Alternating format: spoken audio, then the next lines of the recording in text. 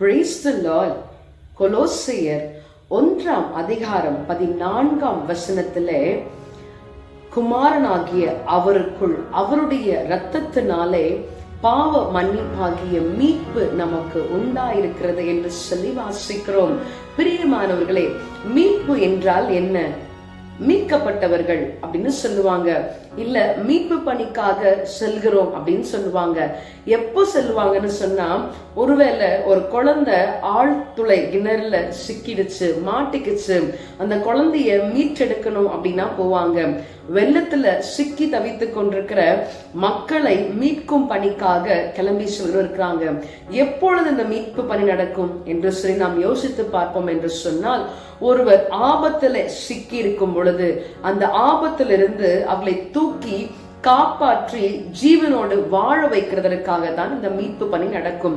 அப்படிதான் பிரியமானவர்களே, குமாரனாகிய இயேசு கிறிஸ்துவின் இரத்தத்தினாலே நாம பாவத்திலிருந்து, சாபத்திலிருந்து, பிசாசின் பிடியிலிருந்து, பிரச்சனைகளிலிருந்து, போராட்டங்களிலிருந்து, வியாதியிலிருந்து நம்மை விடுவித்து ஜீவனோடு கூட வாழ வைக்கும்படியாக, அவர் நம்மை மீட்டெடுக்கும்படியாக தம்முடைய இரத்தத்தை நமக்காக சிந்தின ஒரே தெய்வம் நம்முடைய ஆண்டவராகிய இயேசு கிறிஸ்து.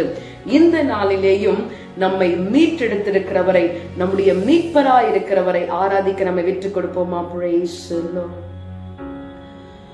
ஆனந்த களிப்புடன் பாடிடுவார்கள் மீட்கப்பட்டவர்கள், சீயோனுக்கு வருவார்கள்.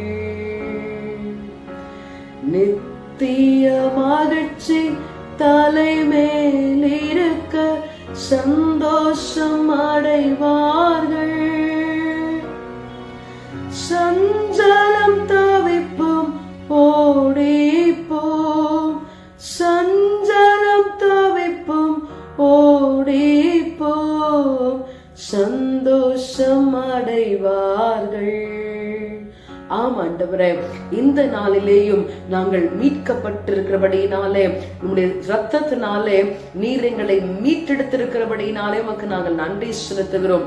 இந்த நாளிலும் ஒருவேளை எனக்கு இந்த மீட்பு கிடைக்காதா, பாவத்திலிருந்து, சாபத்திலிருந்து, பிரச்சனையிலிருந்து, போராட்டத்திலிருந்து எனக்கு மீட்பு கிடைக்காதா என்று சொல்லி காத்து கொண்டிருக்கிற ஆத்துமாக்களை நீர் அறிந்திருக்கிறீர்.